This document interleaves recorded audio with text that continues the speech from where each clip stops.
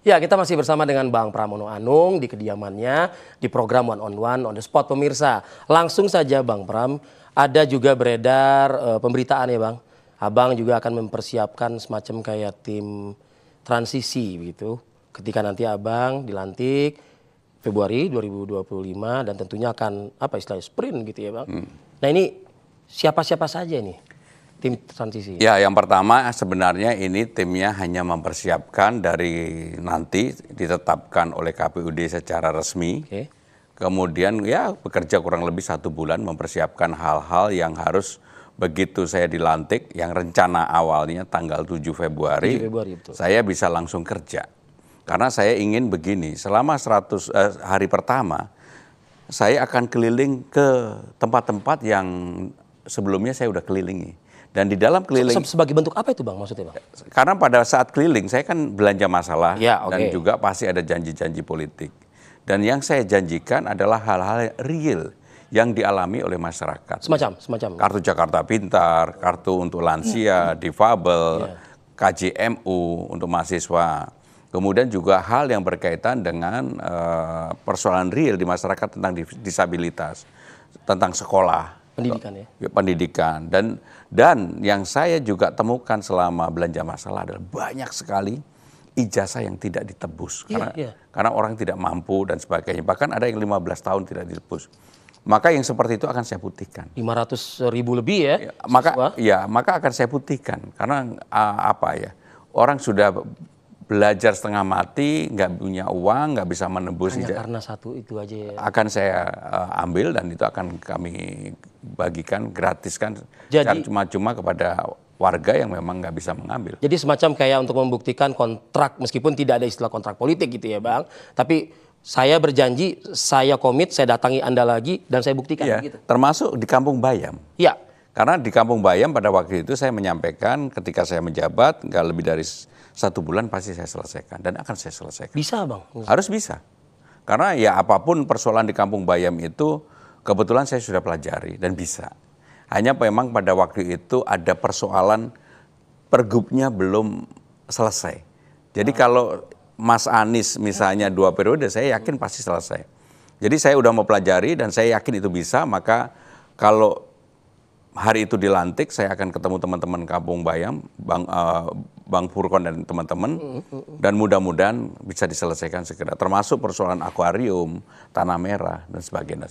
Jadi betul-betul saya ingin dalam 100 hari pertama itu keliling setiap hari, bukan belanja masalah, tapi merealisasikan. Ya, merealisasikan apa yang saya janjikan di dalam sosialisasi ataupun kampanye yang saya lakukan. Sudah tersebut nih tadi sama Bang Pram kan, ada nama Mas Anies. Mas Anies kah yang akan menjadi figur transisi? Jadi di figur transisi yang saya ambil bukan nama-nama besar. Saya ingin ini adalah bekerja. Tetapi apapun orang-orang yang dulu pernah membantu Pak Ahok, membantu Mas Anies, membantu Bang Foke, yang memang mereka punya pengalaman di lapangan, saya akan dengarkan untuk itu. Sehingga dengan demikian tim transisi ini bekerjanya hanya 1 bulan, orangnya tidak terlalu banyak, dan ini bukan TGUPP seperti yang Mas Anies ya. Tetapi memang ini yang betul-betul bekerja mempersiapkan begitu dilantik, potret tentang pemerintahan Jakarta saya harus sudah tahu betul. Sehingga dengan demikian yang menjadi penting adalah untuk mengetahui siapa personil-personil yang ada di dalam internal birokrasi pemerintahan yang memang bisa menjadi tim untuk bekerja bersama-sama, gaya kepemimpinan, kemudian persoalan-persoalan lapangan yang segera harus diselesaikan. Apapun kan anggaran pendapat APBD-nya juga sudah diketok antara pemerintah Jakarta dengan DPRD, perlu adjustment, perbaikan dan sebagainya. Sehingga dengan demikian saya termasuk yang ingin langsung bekerja. Termasuk juga pertemuan dengan Ketua DPRD Jakarta juga. Ya, termasuk pertemuan dengan Ketua DPRD Jakarta dan nanti saya pasti door to door saya akan temui semua fraksi-fraksi yang ada. Karena bagi saya itu penting, komunikasi itu penting. Dan yang membedakan dengan pemerintah pusat di pemerintah Jakarta ini sebenarnya kan nggak ada yang namanya oposisi, nggak ada lah. Yang ada adalah bagaimana kita secara bersama-sama membangun Jakarta. Apalagi Jakarta bukan lagi sebagai ibu kota negara, Jakarta sebagai kota global, maka tantangan itu ada di depan mata kita. Dan pekerjaannya saya terus terang sudah memahami lah dan langsung akan kami lakukan. Oke, artinya begini, kalau kita melihat ketua DPRD kan diketahui juga berasal dari PKS, PKS juga tergabung dalam KIM juga, dan mayoritas juga di DPRD Jakarta juga KIM, bisa dikatakan seperti itu. Artinya dengan pertemuan dengan ketua DPRD kemarin sudah tercapai gitu ya Bang ya, artinya tidak akan ada lagi riak-riak nanti ketika ingin merealisasikan kebijakan Pramono Rano. Saya meyakini seluruh anggota DPRD Jakarta dan juga pemerintah Jakarta, dua-duanya pasti ingin Jakarta ini lebih baik. Baik. Sehingga dengan demikian saya tidak punya prasangka apapun. Dan saya meyakini juga mereka pasti bisa bekerja sama dengan saya. Karena selama ini saya kan secara terbuka dengan siapa aja bisa bekerja sama. Masuk-masuk aja ya Bang? Iya, dan betul-betul saya nggak ada sama sekali, termasuk kepada orang-orang yang sama sekali nggak mau mendukung saya, bahkan bicara tidak baik tentang saya nggak pernah jawab sama sekali. Oke. Dan itu memang karakter saya dari dulu. Oke. Dan secara sungguh-sungguh saya ingin mengatakan bahwa saya pasti akan mengajak semuanya bersama-sama untuk membangun Jakarta menjadi lebih baik. Gitu. Tidak mudah, tadi di awal sudah disampaikan juga oleh Bang Pram, memang menyatukan apa istilahnya, Ahokers, menyatukan anak abah begitu. Nah kita mungkin lihatlah semasa kepemimpinan Mas Anies Baswedan misalnya, yang cukup banyak dapat kritikan dari partainya Bang Pramono begitu kan.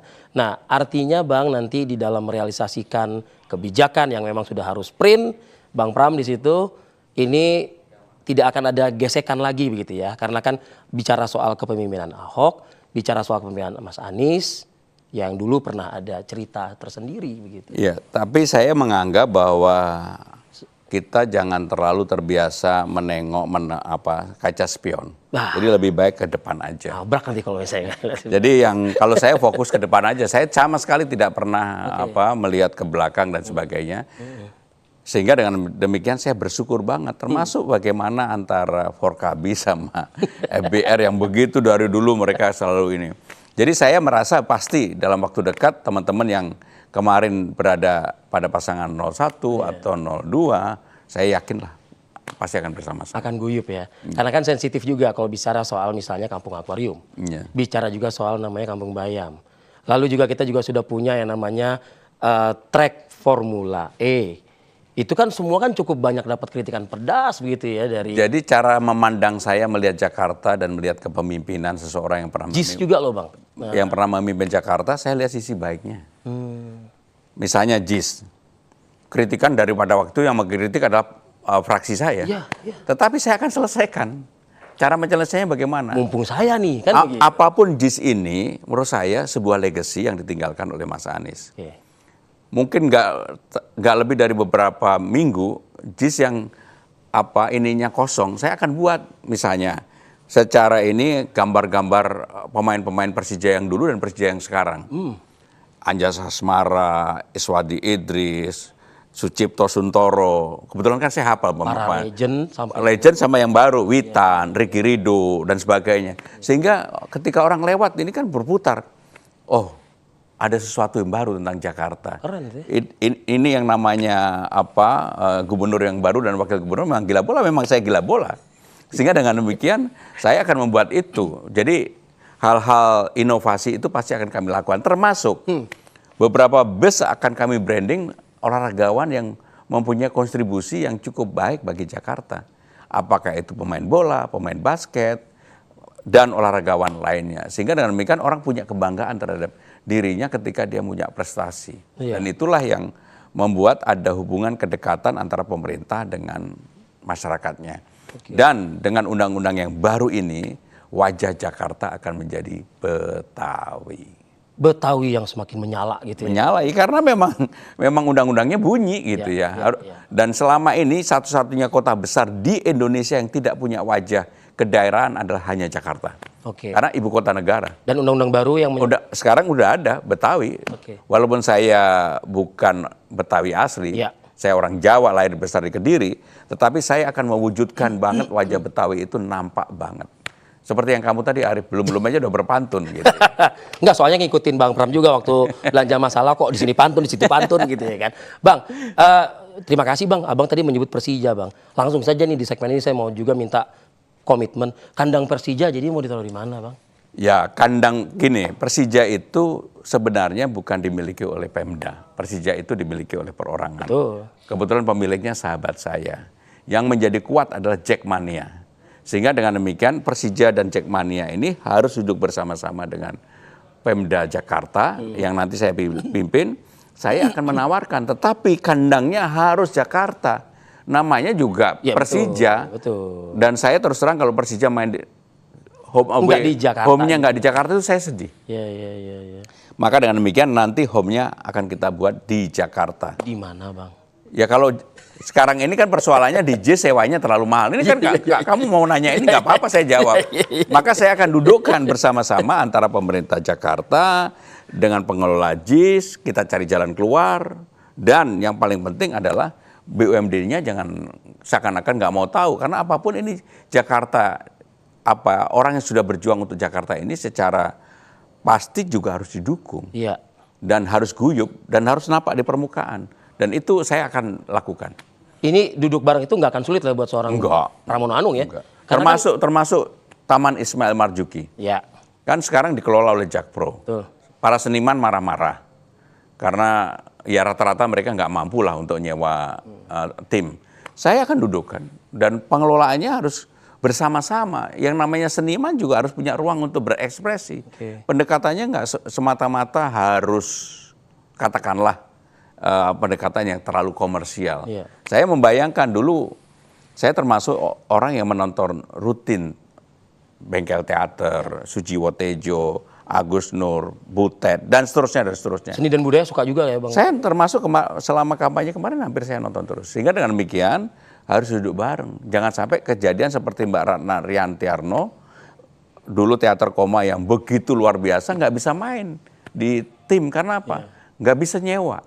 Dan ini kan menyedihkan. Padahal itu rumahnya sendiri lah. Padahal rumahnya sendiri, dulu mereka hidupnya di situ gitu. Iya. Artinya gini, kan kalau bicara soal sekarang yang memang sudah tampak lebih baik, lebih bagus lagi, lebih maju juga, tidak lepas juga dari legacy gubernur sebelumnya juga kan gitu Bang. Nah artinya kan komunikasi juga nanti dengan gubernurnya. Khawatirnya kan nanti kan tersinggung gitu loh. Oh enggak, saya secara terbuka mengatakan bahwa apa yang baik dari Mas Anies saya lanjutkan, Pak Ahok saya lanjutkan, Bang Foke, Bang Yos. Contohnya lah, Ahok apapun yang namanya kali jodoh. Ya. Menurut saya harus diteruskan dan kita perbaiki. Dan saya tidak malu untuk memperbaiki itu dan mengatakan, ini peninggalannya Pak Ahok.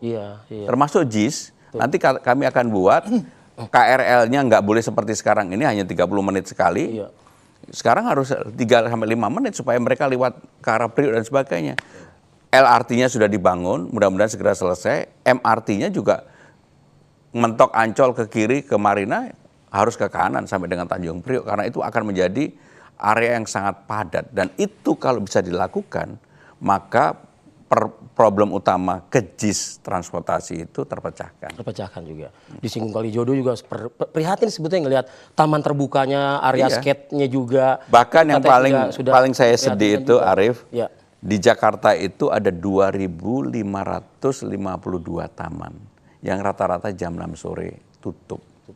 Maka saya akan membuka taman-taman itu 24 jam yang memang bisa kita buka. Tapi nggak riskan juga Bang? Nggak apa-apa, kita buat harus aman. Oke. Dan itu menjadi, untuk keamanan kan menjadi tanggung jawab pemerintah. Oh, pasang CCTV Bang ya? Pasang CCTV, lampunya dinyalakan. Sesuai janji itu.